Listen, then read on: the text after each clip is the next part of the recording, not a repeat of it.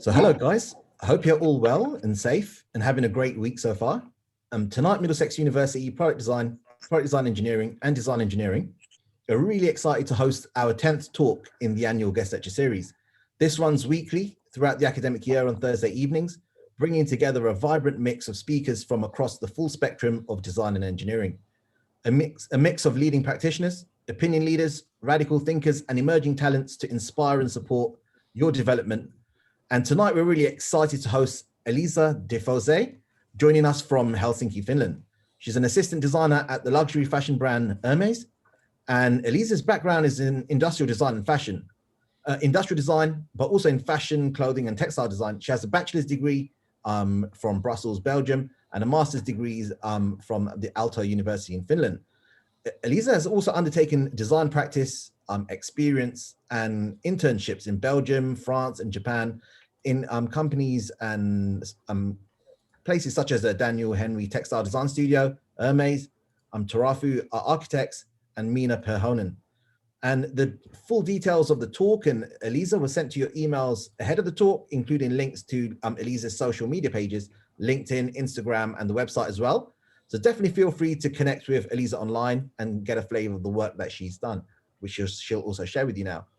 And without any further ado, Elisa, with a talk titled A Quiet Path, Personal Development Through Design. Elisa, it's all yours. Thank you, Ahmed, for this really nice introduction.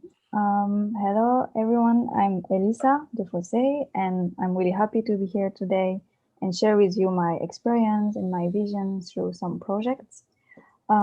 Today's lecture, so I named it A Quiet Path, Personal Development Through Design, because I wanted to talk with you about how the personal development influences and builds our own practice. So I'm going to go through this deep link between self-expression and development in design production by illustrating it with my own experience and projects. But before going forward, if you have any questions, yes, just write it in the chat and I can answer after.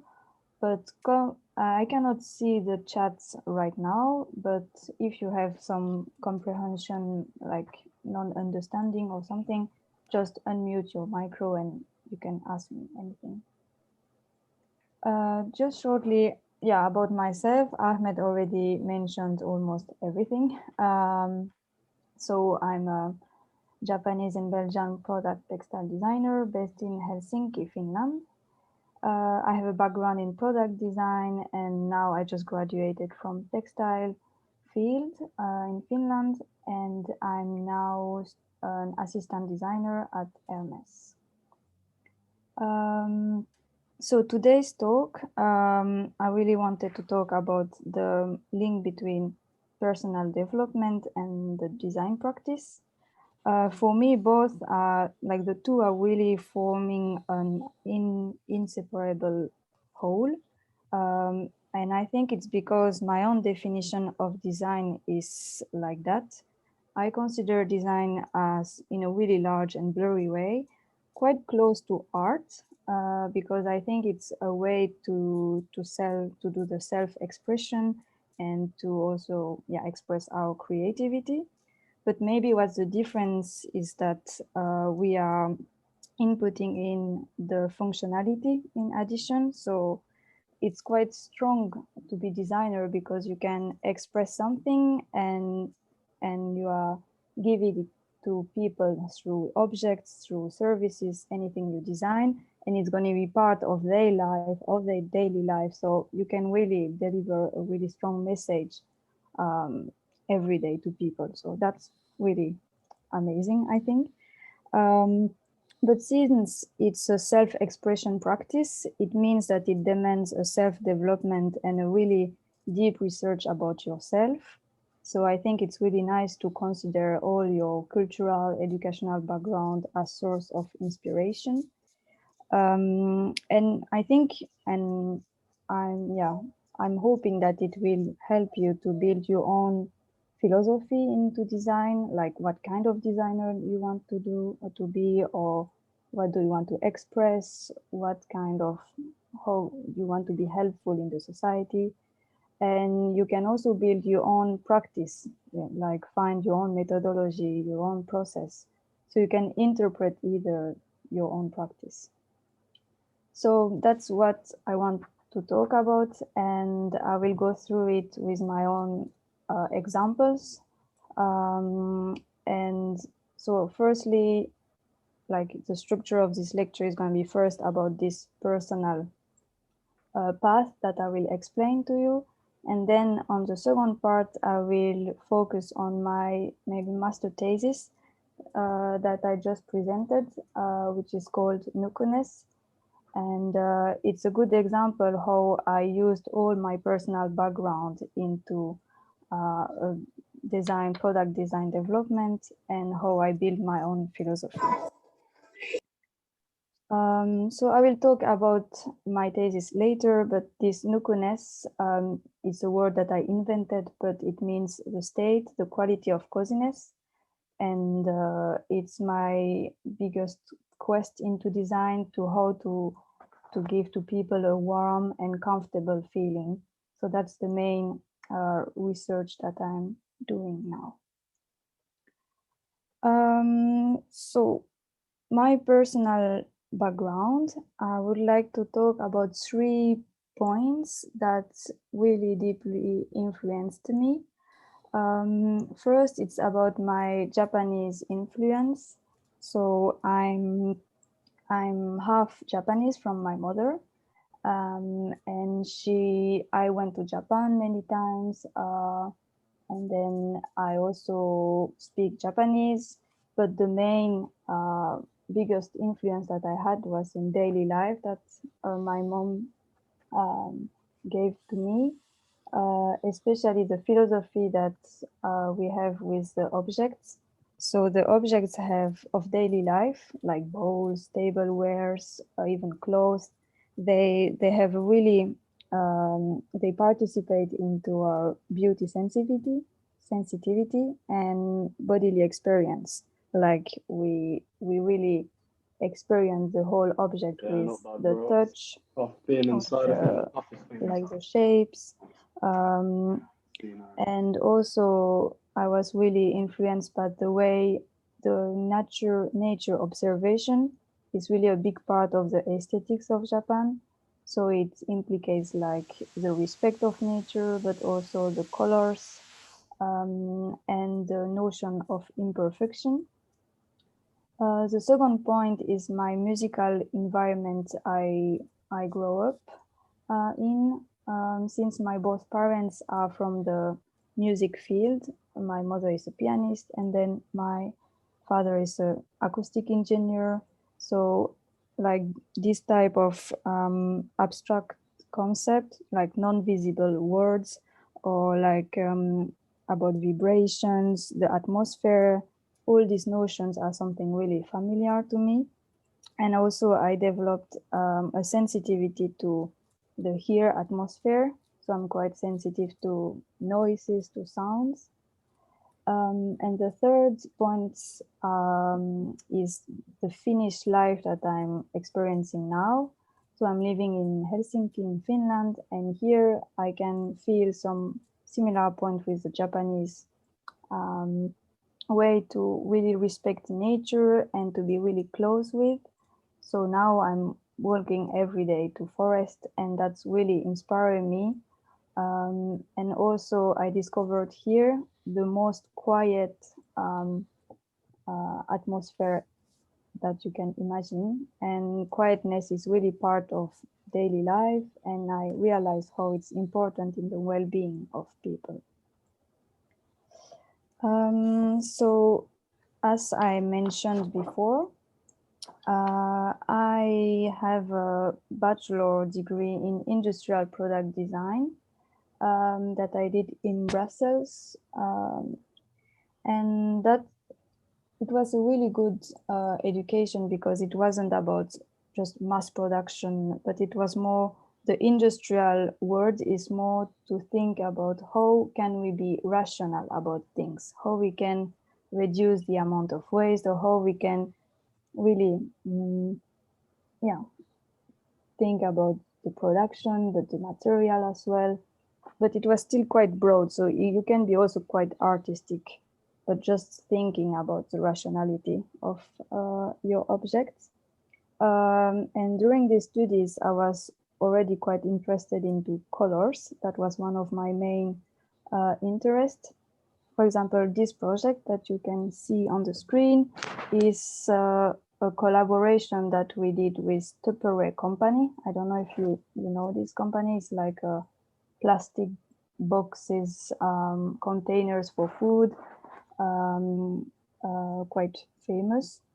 And the topic was how we can bring these boxes that we leave in fridge always, but more as tableware, so that they are beautiful, so that you can bring it to on the table to a dinner, for example.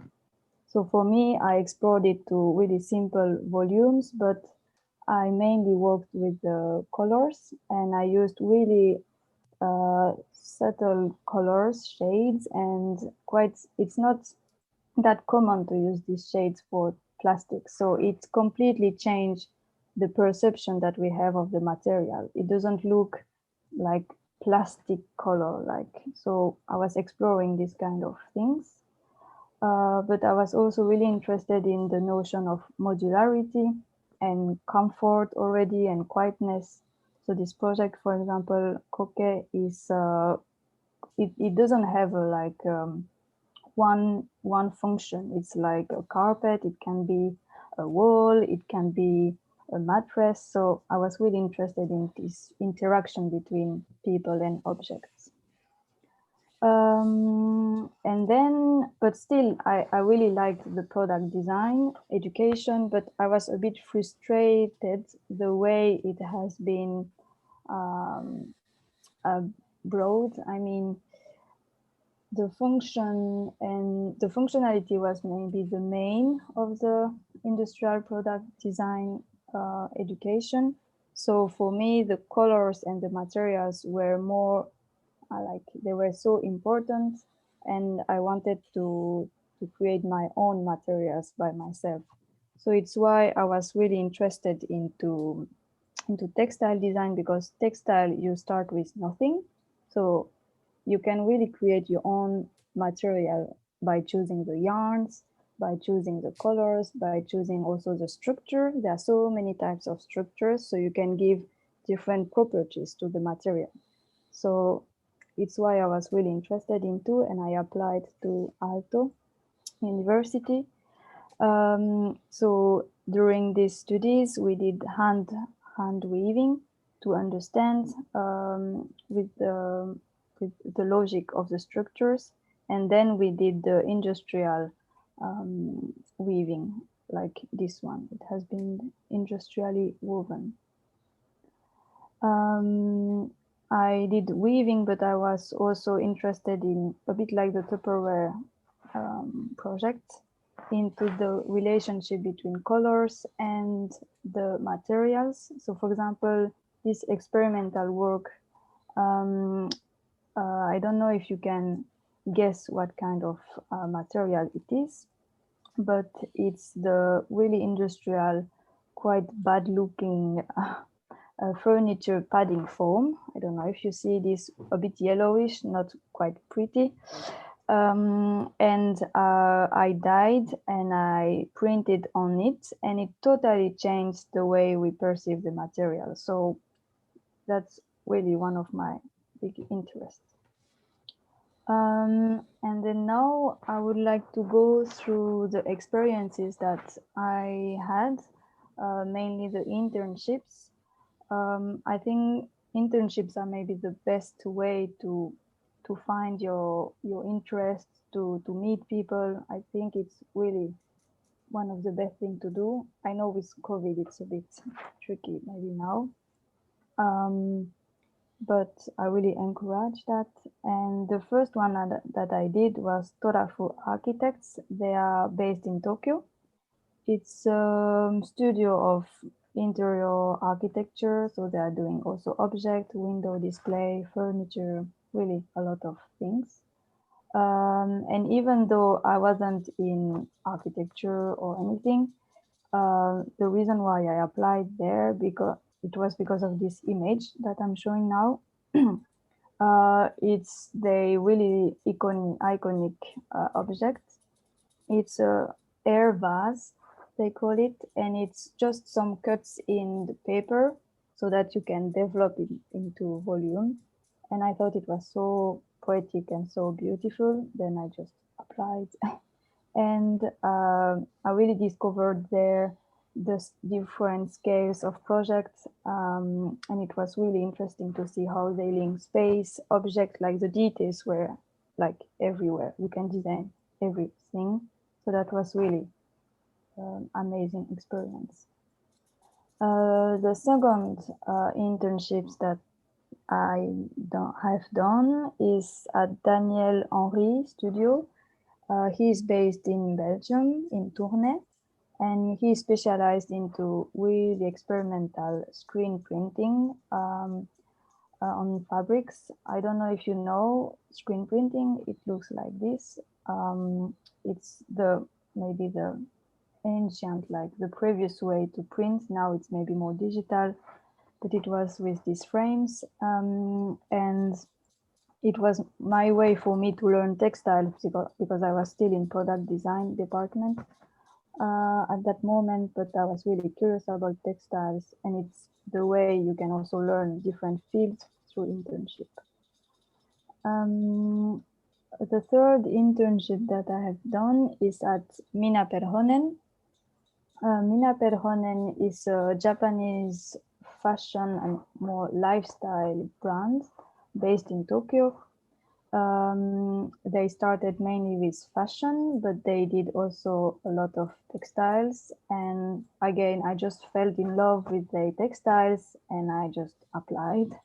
And the really nice part of this brand is that they are creating their own fabrics and then the clothes. So they have the whole, like the creativity is like everywhere. And I was so excited about these fabrics just around me and these beautiful patterns. I was really decided to also have my own pattern printed on textile. So I suggested many type of drawings, and then they finally chose one small drawing that I have done. So that's the drawing, and it became interior fabric in their collection. So that was really nice to suggest. You don't have to be afraid of anything, just suggest new proposition. Is sometimes you have nice surprises. And the last internship that I have done is at Hermès, but maybe not the main like part of Hermès. It wasn't about fashion, prêt-à-porter, but it's the bespoke objects department. So they are doing really unique pieces or really small scale collections of objects, and also really big project as boats or planes, and also unique customized object or bags. And that's the thing I'm working for.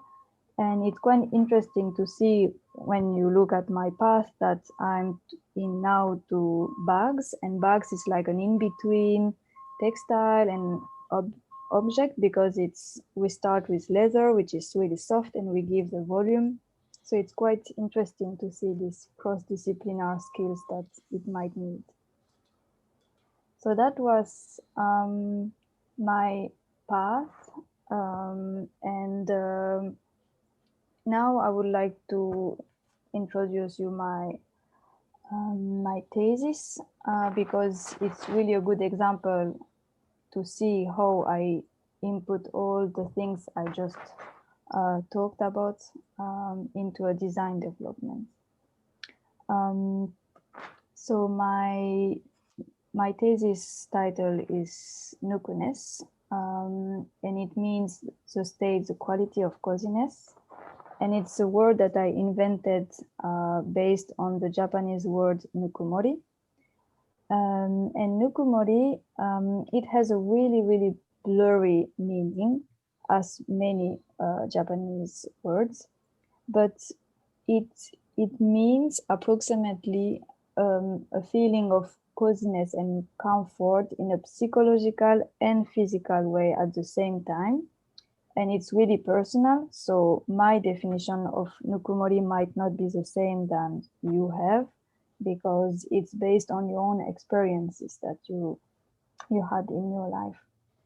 So my thesis was to explore this nukumori, and especially mine. So it was more an introspective research about myself, what is for me nukumori, and then the challenge was to use that as a source and inspiration for functional objects.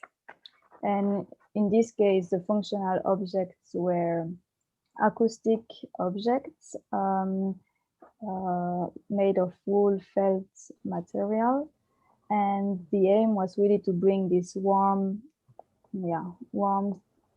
sensation in the atmosphere with the in terms of sound, but also in terms of visuals and touch. So I really wanted to implicate like many senses at the same time and not only visual. So as I said, the research goals, there were two. The first one was the embodied aesthetic experience, as I explained, with different senses. And the second one was to describe how I kind of have a cross-disciplinary approach, because I'm in a product-based development, but I'm using many textile knowledge that I earned here during my master. So I wanted to explain how this textile thinking has been implemented. The research structure was mainly into two parts. The first one was the concept part, and then the design practice part. For the concept, it was mainly what I just talked about, the personal background, educational background, and just analyze it and see from when I'm interested in this comfort and coziness topic. And that really helped me to set up my positioning, like what I'm interested in, what is my philosophy. And then the second part of the design practice, it was the autoethnographic research. So it means that I did a big journey in my subconscious to find out the features of my nukuness and use it into the ideation of the collection and the product development as well. You already seen these images, I know it, but it was to show you that when I was analyzing my previous works, I realized that there are many common interests that I already had, but really in a subconscious way. So I think it's really good to go back to your like really old works. You will always find a common thread. And it's how I found out that I was interested into the notion of comfort, especially with the colors, with the idea of gradation, of softness. So your own works can be also a really good data to start to work. So after analyzing, I did a big map about my positioning, where for me, the daily dialogue with objects is the main thing. And so I linked it with the holistic design approach that implicates all the senses and also the material consciousness that we can have through it.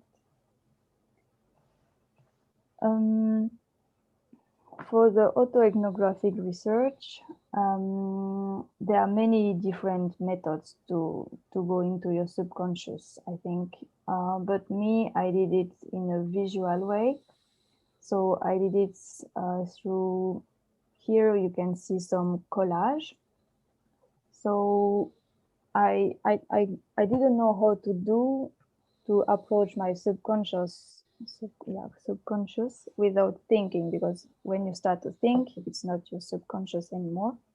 So I just took a magazine and I just let me look at the images, and once I feel a bit of warmth in my, I feel, oh, that looks cozy, oh, I like it, oh, there's something happening, I just got it, and I started to do these compositions and this collage. And when I finished, I started to classify them, and I found out that there are some features that they are common. Like, so it was quite nice to organize my nucleness, my coziness features. So here you can see a bit more developed diagram about my own nukumori sensation. So as you can see, there are the visual and touch and the hear sense. And here you can find the quietness, that is one of the biggest feature of my own coziness perception. So it's why I had the idea to develop acoustic objects for interiors. And starting from this idea to make acoustic objects, the process of the design development was into 5 steps. First was the ideation of the collection and the storytelling and everything. And then the first product development, the collection coordination, the second product development, and then the market consideration. For the ideation, so I really wanted to link these functional acoustic objects with a really personal narrative story. So I chose a strong memory that I had of a walk in the forest in the end of the summer in Finland. Here in Finland, at the end of summer, it's really beautiful because it's quite melancholic. You know that it's already the end of summer, which was really short, and you know that it's gonna be winter really soon and forever in the darkness. So there's this really melancholic beauty into it. And the sun is quite low, so you have really big shadows and really orange lights.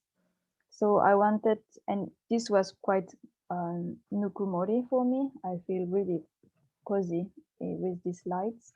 So I took this memory as inspiration to build a collection of colors, for example. So I had this ending summer melancholy colors board, the dried vegetation boards, mosses and rocks color boards. And I interpreted this strong memory through the collection of acoustic felt objects, for which I chose really soft colors. And also I tried to work with gradients, which is really one of the main visual feature of my coziness feeling. And as you can see, I realized that it was really linked with my Japanese influence that I had subconsciously. For the first product development, it was mainly intuitive mock-up sessions. So I was just playing, experimenting with the felt material, but also with paper. So I printed different type of gradients, different types of ideas, developed many types of shapes with it. So it was really intuitive and just, let your creativity goes. And during that process, I found out the textile thinking knowledge that I implemented into my project. So it was about I found out 4 features that for me you can implement in any type of works, and it's part of textile knowledge. It's about surface and repeats notion. So you have one module, but you can repeat it so that it's infinite surface. The structured system thinking, the notion of rhythm also, and also the subtleties. So this type of vibrations that you can feel on the surface.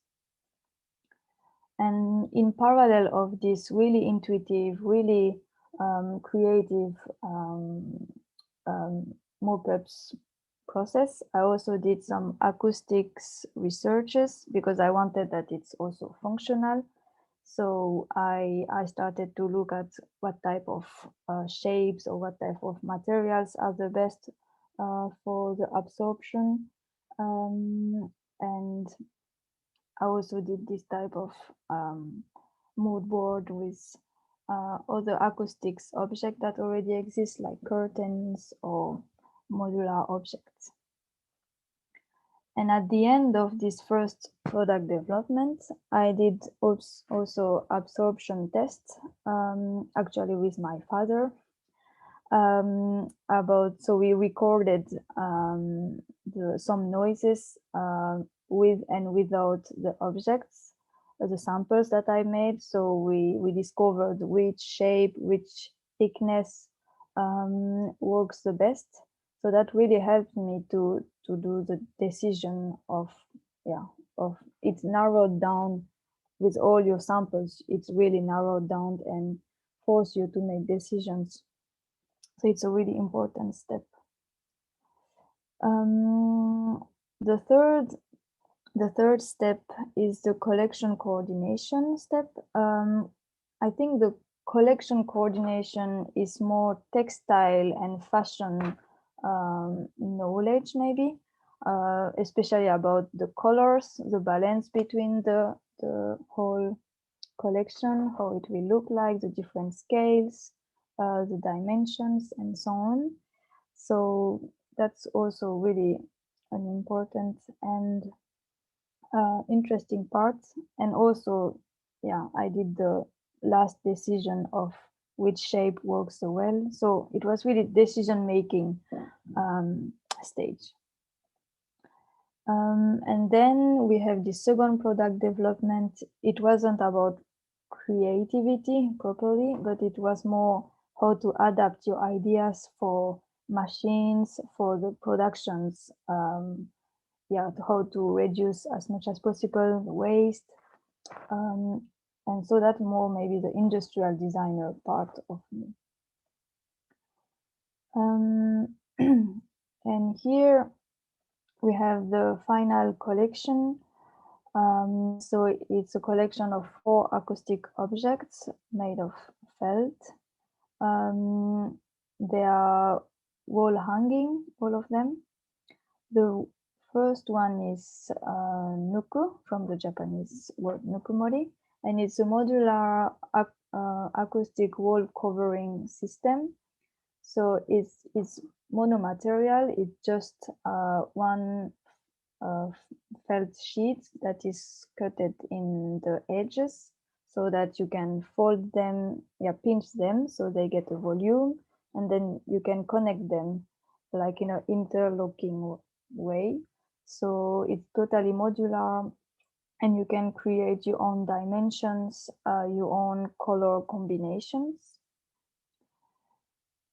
And it has a print on it, a gradient print that emphasizes the volume of the felt.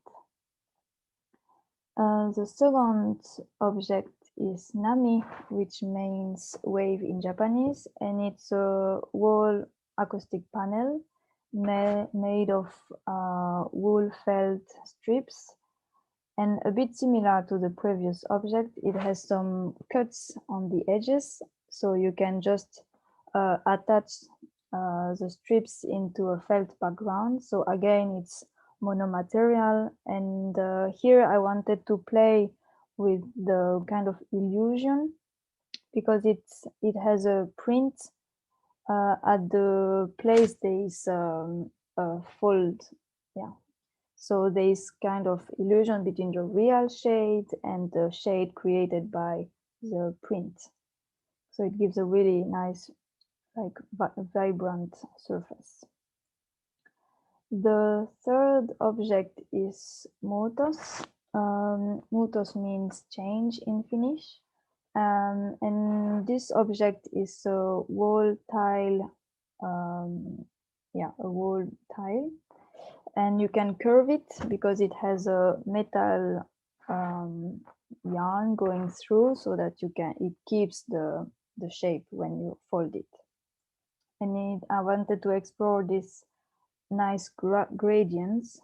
So you print a big gradients, but when you fold it, it's separated into intermediate colors and shades. And the structure is also quite simple. It's just some foldings of the felt sheets. The last object is valo. It means light in Finnish. And in this object, I wanted to more explore the really soft light that I explained to you of this ending summer memory in Finland, really like a glows, and I express it through a pattern that I designed and has been printed, so it gives kind of blurriness. And this panel can be used as a space partitioner because it has been made into repeats, so you can put them next to each other, or it can be also just hung on the wall. So you can see here, I designed 2 colored prints that are just, they have a small offset, so it gives a really blurry impression. And yeah, I would like to thank you. I did it quite, I think, short, but I wanted to more interact with you. So thank you for your attention, and let's discuss more together. Amazing. Thanks, Elisa, for the really inspiring, interesting, and informative lecture on your background, on your philosophies, and also your education and your work as well. So guys, feel free to gather your thoughts, your questions, your comments in the chat. And as usual, there's also the option to go live and interact with Elisa via questions and sentiments as well. So definitely feel free to do that. And maybe I could kick it off with saying that, it's a really interesting mix in terms of your academic background, right? Because you have an undergraduate in industrial design and then a master's degree in fashion, clothing, and textile design. And, considering the audience here, you have BA product design students alongside BEng product design engineering and the BEng, MEng design engineering students as well. I guess some of the work that you showed towards the end, especially with the acoustic panels, they have both the aesthetic and the design attributes there, but at the same time, it really offers an opportunity in terms of industrial design. It opens up things like material science, material properties, alongside things about testing and validating objects in terms of their acoustic properties and capabilities and attributes like that as well. So the question there is, in terms of your design-led practice, so your practice through design and research through design and practice, what elements of engineering and validation did you implement in terms of some of the acoustic artifacts that you have? So you mean what kind of more engineering part I implemented, or like more functional? Exactly. I consider it. Mm-hmm. It was mainly with the acoustic, like the absorption tests. Sure. That I did with my father, who is acoustic engineer, so he really knew how things worked. And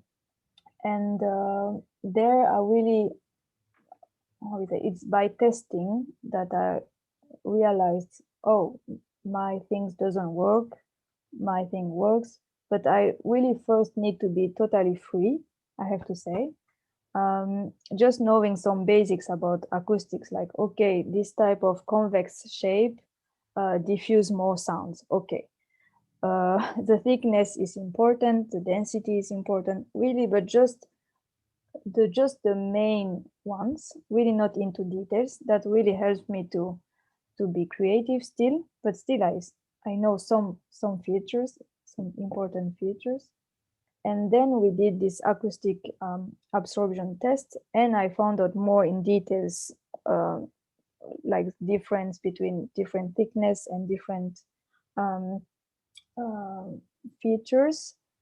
And there I I modified my own design so that they fit more and they work better.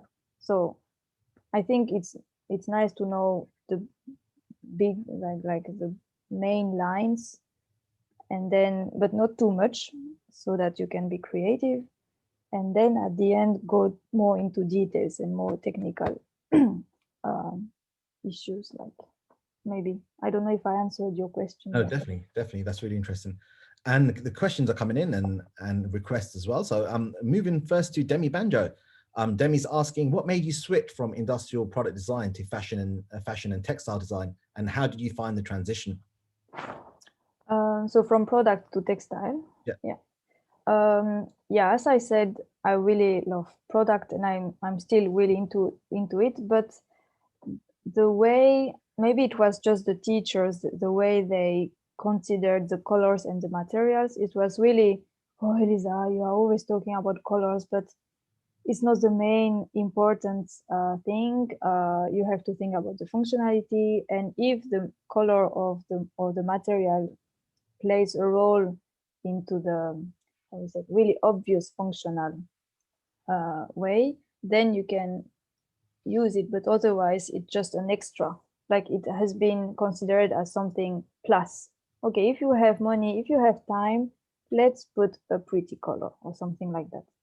And this type of thinking, I really didn't agree with. I was like, no, I think colors and material perception has a really big influence into how we consider the material, how we consider the object. Maybe it will bring more respect to object if there is a really, wow, in a color that you really like, or it brings something, you feel it's maybe not expensive, but it's quality wise really high, and maybe you will not trash it as fast, maybe. So it's why I wanted to explore more about colors and materials. And some teachers talked me about the textile studies. And in textiles, yeah, as I said, they start with nothing, and you can really create your own material first. So I thought that was really strong, and it's why I was interested into textiles. But the transition, it was a bit hard in a way that it was so new for me. And but I think the why teachers even accepted me into this master degree was because I have another point of view. So technical things you can always manage, you can always learn, but if you are really interested in, and if you have a interesting way to combine maybe product and like other fields, I think people are really happy to mix. So I would encourage anyone who want to switch to another field. It would be always okay. A bit hard from the beginning for the technical things, but after that, I think it's okay. Amazing. Add some breadth to your skill set as well, right? Yeah. And then Tom Millward is asking, what do you mean when you mentioned acoustic objects? And maybe he kind of his internet was cut out a little. Yeah, by acoustic objects, there are different types of, but mine is especially about sound absorptions and trying to reduce the noise in like common spaces or interiors. So to have this kind of muffed effect of sounds, so like a bit more cozy atmosphere of, because if like ceramic, this is really not cozy for me, the sound that it gives, because it's a straight sound. But if it's a absorbed sound, it's really diffusing sound, and the quality is quite gives coziness. So it's more absorption objects and noise reducing objects. Yeah. Brilliant. And Navpreet's asking, what designers have inspired you? How have they inspired you, and why do you take a source of inspiration from them? You mean from other designers or from other objects? Other designers, other objects. In terms of objects, I have to say that I'm not that inspired by other designers' objects. So I have really difficulties to do. When I start a project, I never go to see what others have done. I don't know, I cannot work like that. But I'm really inspired into more their own philosophy. So I would say that I'm really interested into Hella Jongerius works,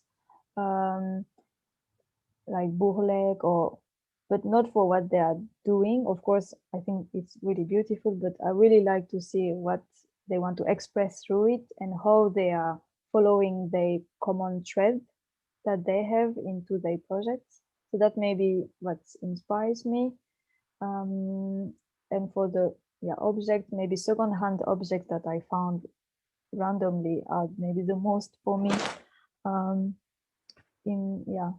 Really influencing me. But yeah, that's brilliant. How I work. And Drew, he's asking, when you start your design process, do you have any goals, like what you would like to achieve? And how do you think your designs push your philosophy or drive your philosophy? So when I started, I knew already the material. That was one thing, because I did researches about acoustics. And also I did actually a collaboration with a company who was working with felt.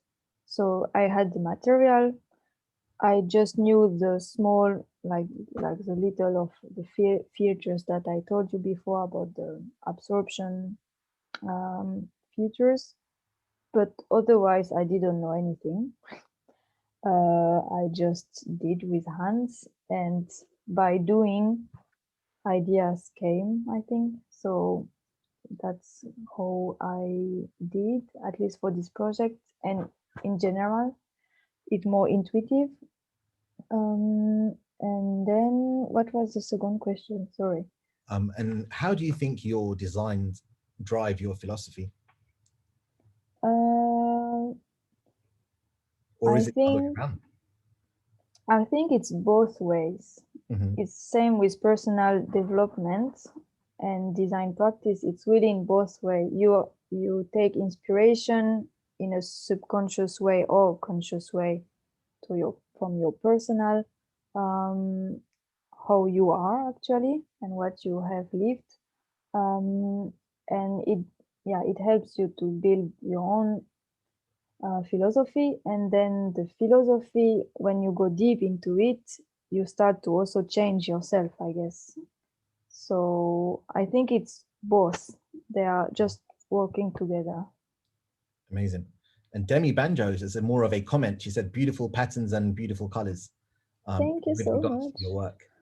Now, there's a few of the students that would like to go live and ask and interact with yourself. And first and foremost, talk with us. Feel free to unmute yourself. And hi, Elisa. So thank you very much for agreeing to do the guest lecture. Yeah. Are you right now in Finland or somewhere else at the moment? In Finland? Yeah, Helsinki. You're lucky you have a lot of snow. So my question would be, what about artisanship and technology relations in a company like Hermès? By technology, you mean new technology or like what? Yeah, like new, because let's say Louis Vuitton, they're turning their bags into flexible OLED screens and like that. But let's say Hermès are staying more on handcraft and artisanship. Yeah, I think because artisans are really the soul of Hermès, as I experienced it. They are really the god hands, and I think they really want to protect that savoir-faire. Of course, I think I don't know that deep into the house, so I cannot talk in the name of Hermès or anything, but what I have felt is that they want to protect it and maybe take the time to develop and do it little by little. I think they're implementing also technologies, but more in not that, how is it, obvious way, more in a humble, hidden way. For example, they developed new suitcases or some objects that are still beautiful, but not obviously too technological looking. I think it's, I think they're doing it, but in a more quiet way, maybe.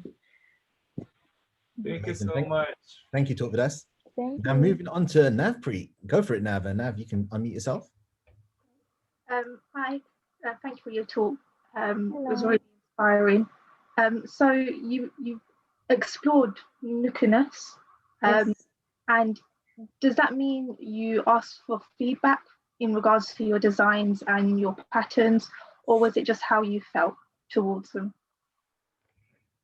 Sorry, can you repeat the question? So did you ask for feedback from others and like your colleagues in regards to your patterns and your work, or was it just how you felt and to you? Yeah, in that work, it was really about my own nucleus. So I explored my own subconscious and I found out some features that I used as inspiration. But I wrote, for example, in my thesis that I really encourage people to use this nucleus. It's a word that I invented, so, but please use it. And I really encourage everyone to do a bit same, just, what makes me feel really nice and really comfortable. And that can be also a source of inspiration, but it might be really different than mine because you have another life, you have other memories that I'm sure that are really beautiful. So yeah, I just encourage people to use own memories and sensations. So did you ask for feedback from others and asked how they found it or what they thought about it, or it wasn't a thing that you considered? I didn't consider people's actually coziness feeling. I just expressed mine into that, and then I had some feedbacks when it was finished that people still feel also quite cozy with it. So I hope it's not too far from people's coziness feeling. Okay, great. Thank you. Amazing. Thank Thanks, you. Nav. And next, Brady. Go for it, Brady. Thanks, Ahmed. Thank you, Elisa, for your talk. It's been really, really wonderful. You have this really great background. You come from, you have different cultures in your background. You've worked in Japan, you've worked here in Europe. I'm just kind of curious, what connections do you see or have you experienced, especially having worked both in Japan and here in Europe, in terms of design trends or processes? Like, what are some similarities that you've maybe noticed, and or some great differences between working and living both in Japan and then here in Europe? That's quite different, I have to say. I feel especially Japanese culture is so special. I mean, not in a good or bad way. It's quite unique, let's say. And it's quite hierarchical. I don't know how to pronounce this. Like you have, as intern especially, or as beginner in a company, you cannot really usually do design properly. You have to do the more not creative parts. But what I learned is that you can still try, as I did with the drawing. You can force a bit, and then it can happen or not. Something that it depends. But I learned that.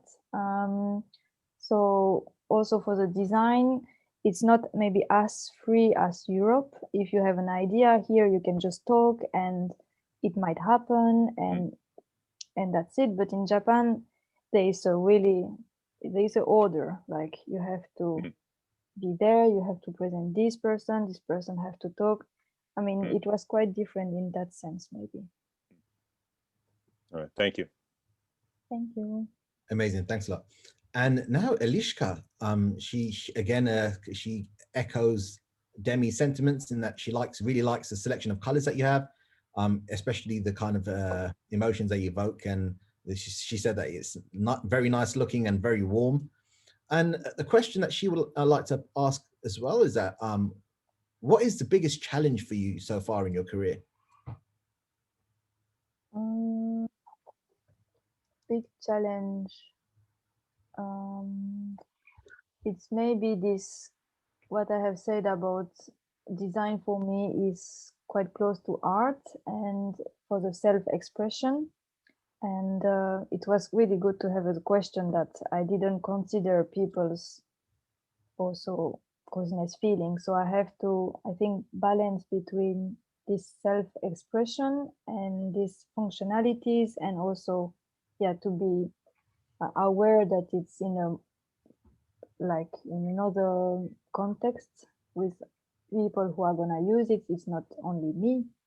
So it's for people, but still you have to be really strong, I think, as designer. If you work more like for visual looking also objects, you have to be really strong and unique, but at the same time balance with people's need, function, yeah, and markets. So maybe that's the big challenge. Amazing. And it was another really interesting question coming up from Harry Miller Adams, and something that I was going to ask you in the coming moments as well was, your background is really diverse, especially your experiences and the work that you've done and the context that you've worked in. And it would be really interesting to see that your advice in terms of getting experience, in terms of internships, or even post graduation, in terms of getting your foot in the door or getting that first employment. What advice would you give to the students? Just try a lot. Like, really don't be afraid of being, you will not be ridiculous anyway, but just try as much as, just send as many as emails as you can. Just because my first intern, I think everything is linked. So the internships actually quite linked. The first internship that I did in Japan, they introduced me to the Minä Perhönen one that I applied after. So it's really important, I think, to do internships because it linked with other internships or jobs after. But this first one, I just opened a book, I saw this image, and then I saw the emails, and then I wrote them. So you can really be not scared and just do it. I think it's the best advice. I don't know if it helps, but just try. Awesome. It'll be okay. And what final advices or takeaways would you give the students?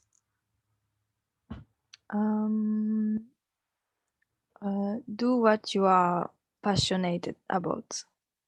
It's so, without this fire that you have when you are so happy to do something, without that, I think it's so sad. Life is so sad. So that's my advice. Amazing. Elisa, thanks a lot for your talk. It was really inspiring, and thanks for taking. Thank you so much. Thanks for taking out your time to join us all the way from Helsinki as well in Finland. And if you were ever to come to the UK and London, always feel free to drop us a line. We'll love to host you on campus as well. We really look forward to seeing you guys all next week. Keep an eye on your emails for the details of the speaker and the links to the talk. And until next week and until next time, stay well, stay safe, and thank you guys. Take care. Thank you. Thank you. Thanks, Lisa. Thank you. Bye. Thanks.